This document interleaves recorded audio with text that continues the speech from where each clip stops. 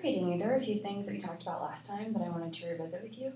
The first thing was you touched upon having dealt with anxiety your whole life, stemming from like your parents' relationship with you and your relationship or lack thereof with your sister.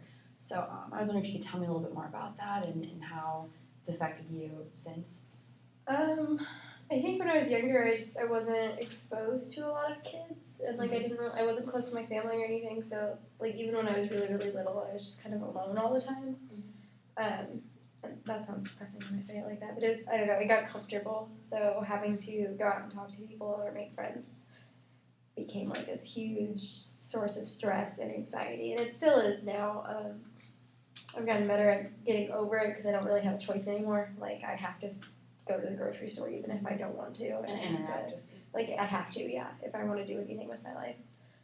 So I've kind of learned to work around it, but yeah, for a long time, like even just up until like even a year or two ago, like I would just like go to Walmart to get food or something, and I would just like have a like breakdown in the middle of it and have to go to my car and cry for like 20 minutes before I could get my stuff together and go back in and deal with what I needed to.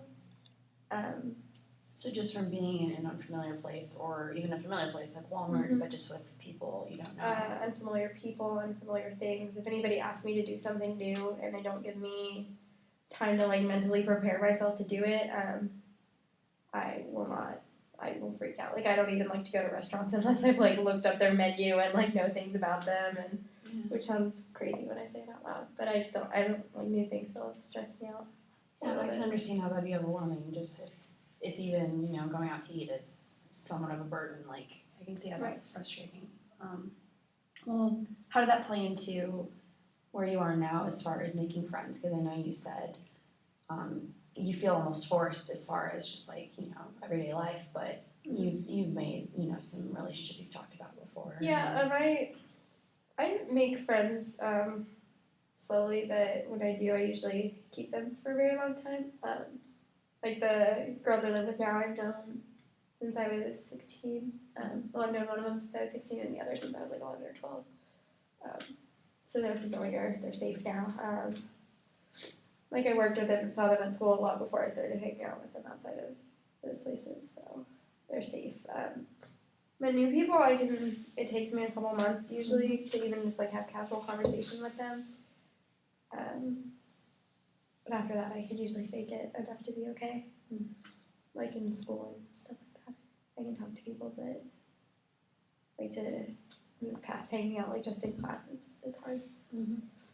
Yeah, it takes time, definitely. And of those current relationships, I know you said last time that you live with two of the people that you're really good friends with, and then you are really close with your boyfriend. Obviously, you've been together for how long again?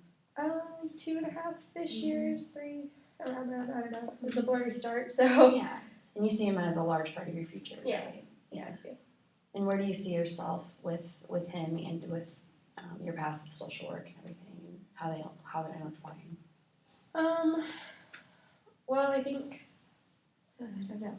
I think he'll be good to help me like avoid burning out and stuff. Like he gives me something to do that I care about outside of work.